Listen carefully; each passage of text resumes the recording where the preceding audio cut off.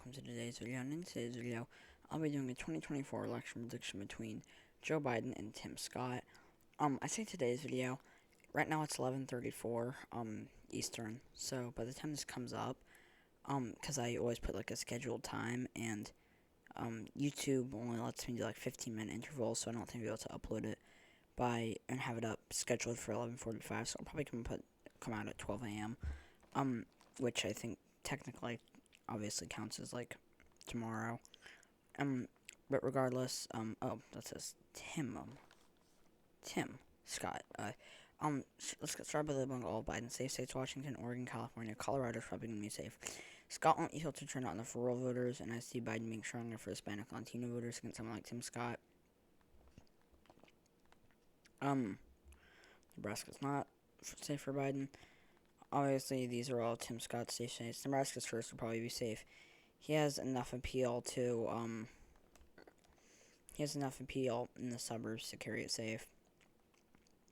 Biden's likely states against New Mexico, Minnesota, Maine at large, New Hampshire, and Virginia. In New Mexico, Scott's not going to be strong enough for oil workers, and he's not as strong for Hispanic Latino voters as Trump.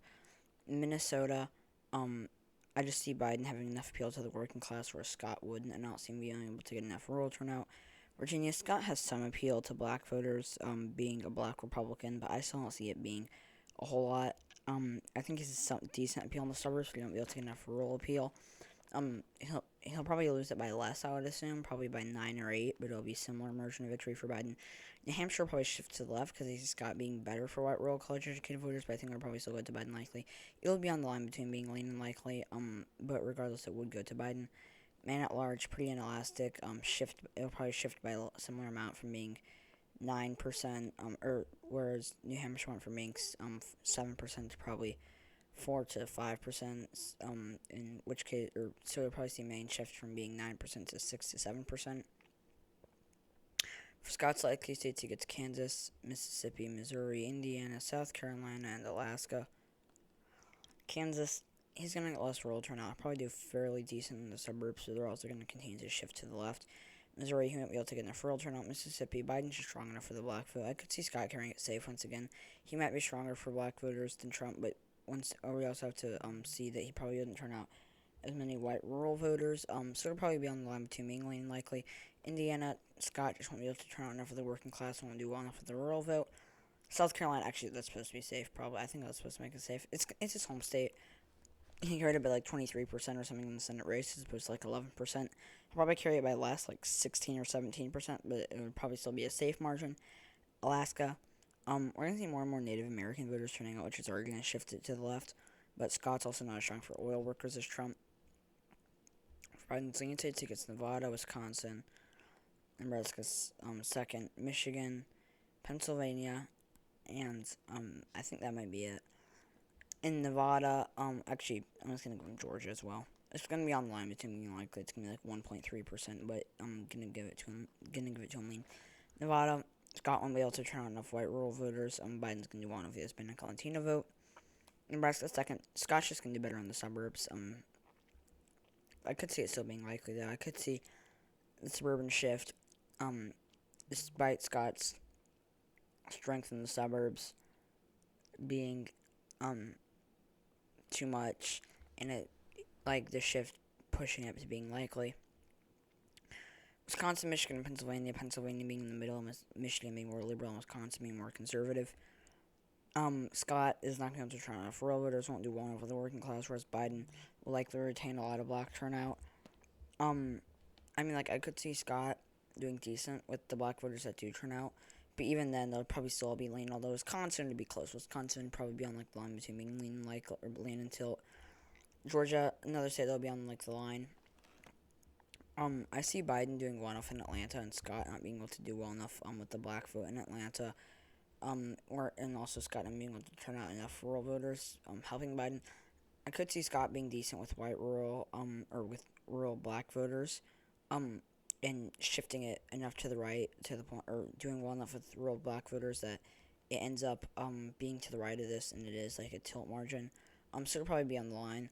For Scott's lean states, he gets Arizona, Texas, Florida, Iowa, Ohio, in Maine second. In Arizona, he's just too strong in the traditionally conservative suburbs, despite whatever strength Biden may have with Hispanic and Latino voters. Texas, Scott's getting less rural turnout. He's better in the suburbs, so they're going to continue to shift to the left regardless. And Biden's going to want for the Hispanic and Latino vote to the point where it'll shift to the left. I don't know if there are any really Republicans who won't lose it lean or won't carry it lean. Other than maybe Trump if he's running against like a really bad candidate, because Trump is the only Republican I can think can really, really turn out that rural base. Most other Republicans I don't think can. I also think he's probably like the best Republican, one of the best Republicans for the Hispanic Latino vote, and almost certainly the only Republican with the Hispanic Latino appeal that he has, along with the rural appeal that he has, the ability to turn out rural voters. I don't know if anyone else has that. I would say that probably the closest thing is Ron DeSantis. But I still don't think that he has that. I think that maybe against a really bad Democrat, it'll probably be there's a decent chance it's likely for a lot of Republicans. But I think that regardless, it's still probably just gonna end up being lean. Florida, Scott's gonna do better with older white voters probably. I could see Biden doing pretty well with them though. And he's gonna do well enough in the suburbs that despite Biden's gains with Hispanic and Latino voters in Miami, Scott still manages to carry it lean. It'll probably be a smaller margin of victory, 1.5% ish, but still a lean margin. Iowa, Scott's just gonna do worse with white rural voters, despite despite it being lean. I'm trying to find a good way to say this. He's gonna do worse with white rural voters. It's gonna be lean. It's still gonna be lean though, but he's gonna do worse with white rural voters. Ohio, similar thing. He's also gonna do worse with the working class, and I see Biden doing well enough with the black vote to the point where he can probably shift it and make it make it go to Scott by a smaller margin out of Iowa and Ohio. In Maine second, Scott just has enough populist appeal, enough Trumpist appeal to rural voters that despite Biden's appeal, it's probably gonna be like a narrow margin of victory, but like 1 or 2%. Or Florida, what am I saying? I already did that. For the last tilt state is North Carolina, and it's tilt to Scott. This one to be very competitive. I think that Biden's gonna do pretty well with the working class. I think the suburbs are going to be pretty competitive, but I see Scott still doing well enough. I don't see Scott turning out a whole lot of rural voters. I see Scott just narrowly being strong enough for the black vote to the point where he can carry it. Turning out just enough for rural voters and having just enough appeal in the suburbs. It's going to be a very narrow margin of victory, but I'm going to give it to Scott narrowly. So yeah, thank you guys so much for watching this video. If you enjoyed it, please leave a like below. Stay tuned for my next video tomorrow. Subscribe to the channel if you haven't already. Please comment your suggestions down below, and I'll see you all tomorrow. Bye.